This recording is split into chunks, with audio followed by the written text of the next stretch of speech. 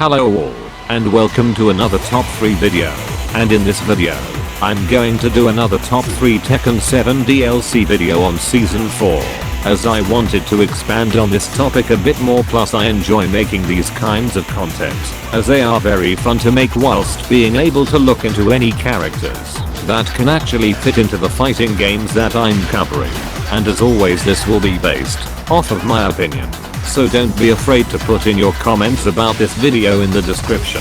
Now before I start this list, I just wanna say that if you want to see my last top 3 video on Tekken 7 Season 4, I put a link in the description. Anyways, let's get started.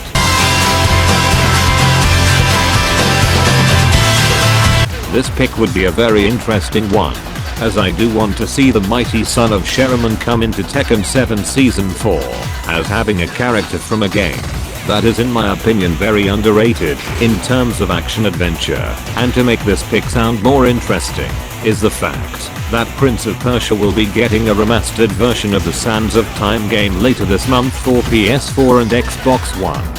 So from a business standpoint this sounds pretty good, as bandinamco are known for adding in DLC characters that are very random.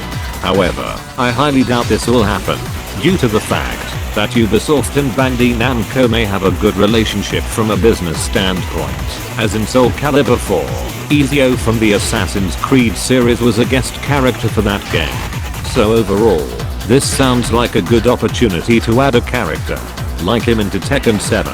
However, when you compare both characters in terms of popularity, the son of Shenmue is obviously less popular, and that's the only setback I have with this character.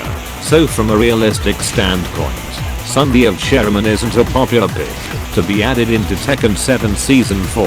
However, I do think his character design is pretty sick, and I do see this character fit into Tekken 7. Now let's look into pick number 2.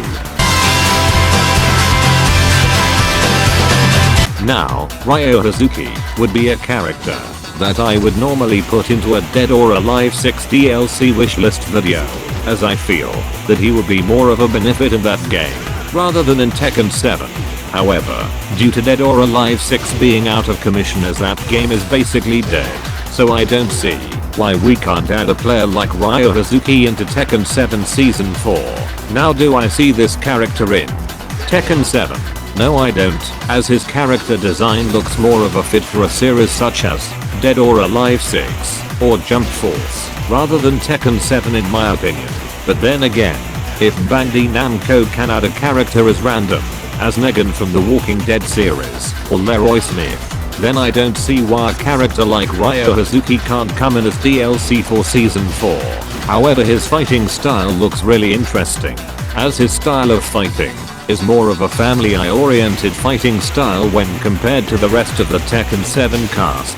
Now this fighting style looks very unique, as rarely do you see these type of martial art characters be DLC for Tekken 7, and to be honest, this is the only thing that could find interesting about Ryo on this that make him stand out on this list. I also believe this would bring in new fans from the Shenmue series. However, due to a possible new virtual fighter game that may come out in the near future, I highly doubt this pick will actually happen, as Sega own the Shenmue series. On top of that, the latest Shenmue game, Shenmue 3, got a pretty poor review. Now let's look at my last pick on this top 3 list.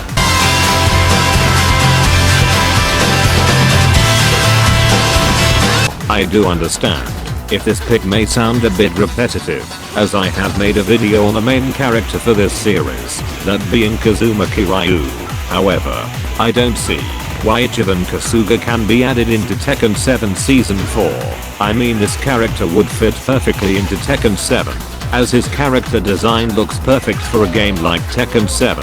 Now I mean, yes, I do think Kazuma Kiryu would still be a good pick. However, the only real reason why Ichiban Kasuga is this list is due to the fact that he's the main character in the latest Yakuza series, and to make things more interesting, the game got over 450,000 copies around March last year in Japan and Asia, so this game is widely popular. However, Yakuza latest game, Yakuza Like a Dragon, is bad, as the fighting mechanic is trash when comparing it to the previous game. making the game less appealing to any of the old fans that love this series. Also, people still feel that Kazuma Kiryu is still gonna be in Tekken 7, as it was rumored that he could possibly be DLC for Season 4. However, with everything that's going on with Virtual Fighter, and the fact that Sega published this series as well, so I don't think this pick is gonna happen. Now before I go, make sure to like and subscribe and share this video with everyone you know.